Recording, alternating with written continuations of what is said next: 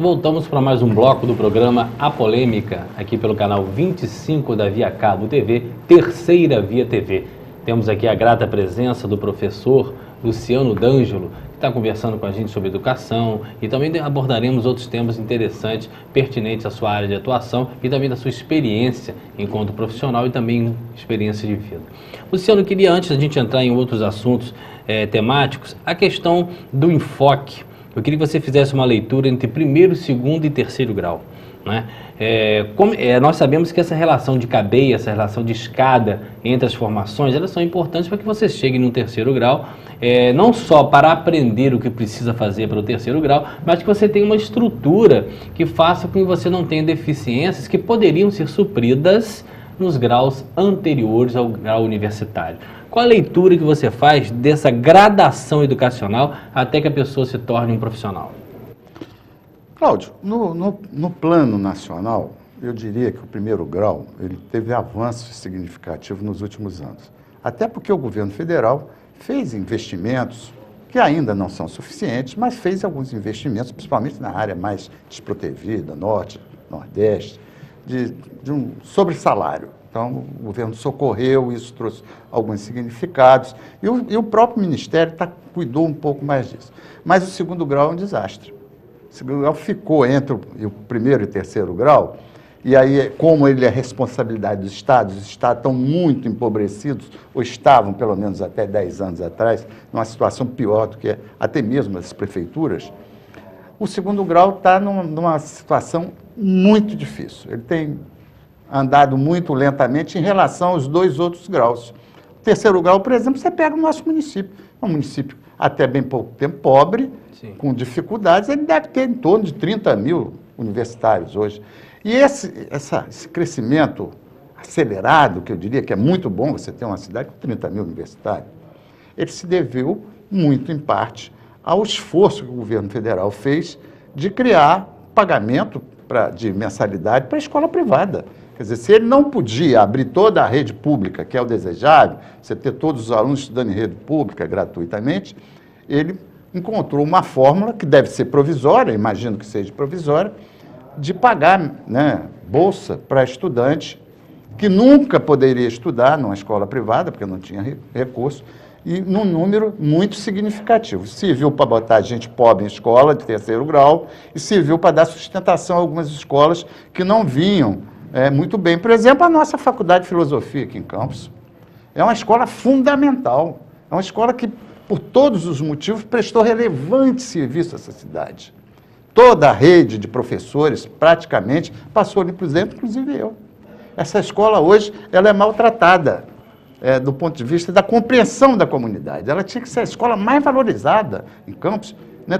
Porque aí entra a questão do segundo grau. Ali está a formação do professor do segundo grau. Mas essa abertura que você coloca da possibilidade do pobre estar fazendo a universidade, as pessoas que não tinham mais condições de fazer a universidade, mas não preocupa também, Luciano, a qualidade que se vai?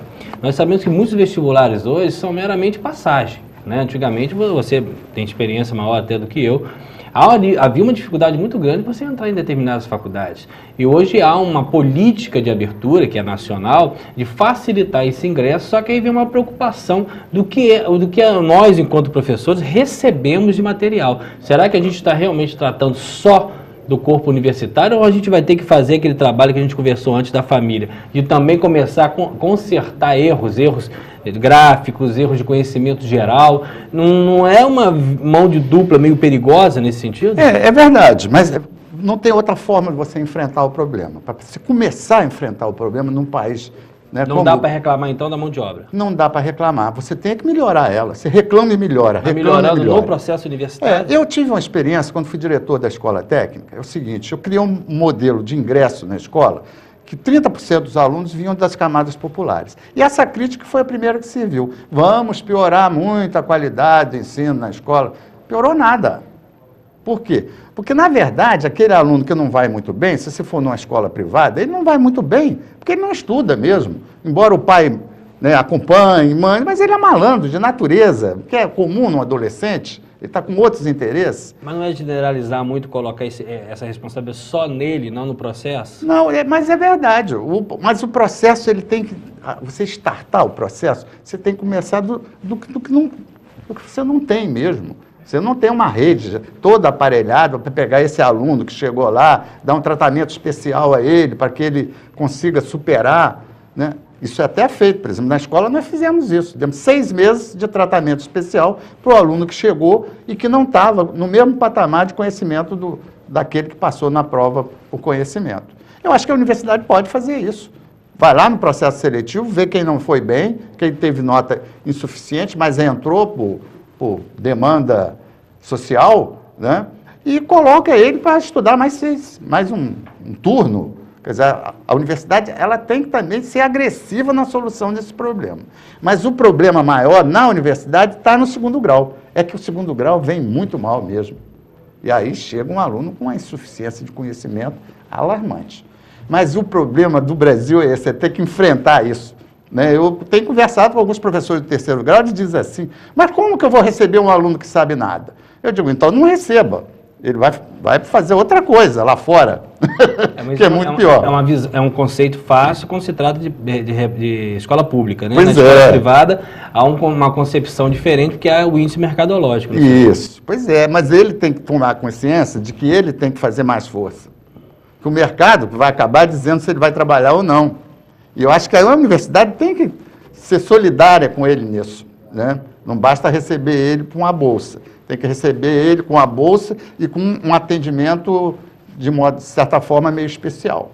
Mas eu acho que nós vamos viver essa experiência, né? É uma experiência que é rica. O importante era botar ele lá dentro mesmo, entendeu? Porque esse menino vai ser pai, com toda a insuficiência dele para o mercado, mas ele vai ser pai, ele tem mais conhecimentos, ele conviveu com um grupamento muito melhor. Porque, na verdade, a universidade também ela não só faz o conhecimento conteudista, né? Você é advogado, foi ali, estudou, mas você não é só advogado. A universidade te deu outros parâmetros de vida, né? Ela abre um pouco a leitura que você faz no mundo, né? Isso, ela te permite fazer outras leituras, te permite contato com a cultura, te permite um outro tipo de relacionamento. Aí você tem uma dimensão maior da questão do ensino, da educação, né?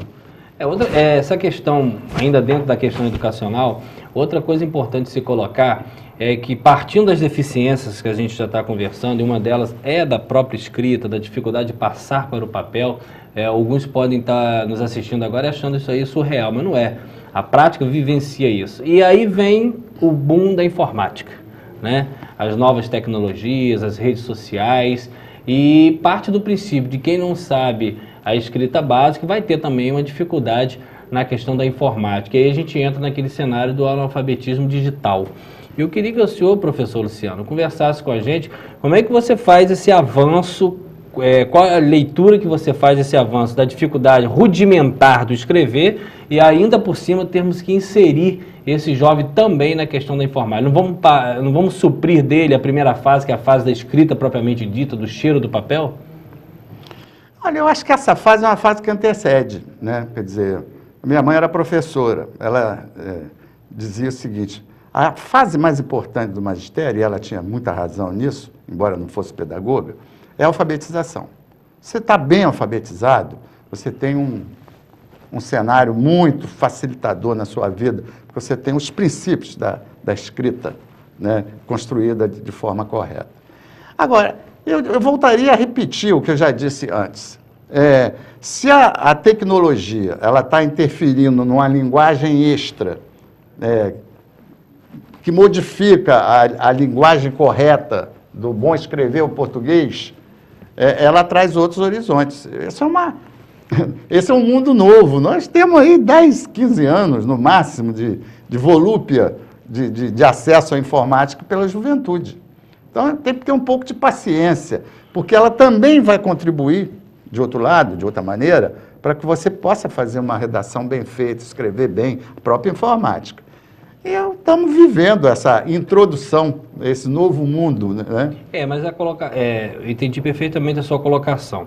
Mas eu vejo, isso é uma opinião muito particular, que o uso da internet demasiado, vamos dizer assim, estou falando na pessoa que vai à internet para captar informações, ela perde um pouco a qualidade da leitura mais aprofundada do livro, ele fica muito imediatista. Você concorda com isso? Concordo. E acha isso prejudicial ou não? Eu acho, mas eu acho que isso tem que ser mediado. Você não vai conseguir, de uma hora para outra, tirar aquela atração que a internet promove nos jovens. Você não vai conseguir rapidamente organizar isso de forma que ele fique uma hora, no máximo, se deleitando na internet com algumas coisas que não são as mais organizadoras do bom pensamento, e passar 2, 3 horas lendo um livro. Você não vai conseguir fazer isso nesse primeiro momento. Ela é uma atração incomodativa do ponto de vista do desejo. Então não tem jeito. O que a escola tem que fazer é ela começar a disciplinar o bom uso, disciplinar no bom sentido, fazer com que ele se atraia também pelo bom uso da internet. É um jogo. E eu acho que esse jogo, a sociedade vai ganhar o jogo, porque ela é uma ferramenta maravilhosa. Estamos conversando com o professor Luciano D'Angelo, nós vamos ao intervalo, daqui a pouco a gente volta.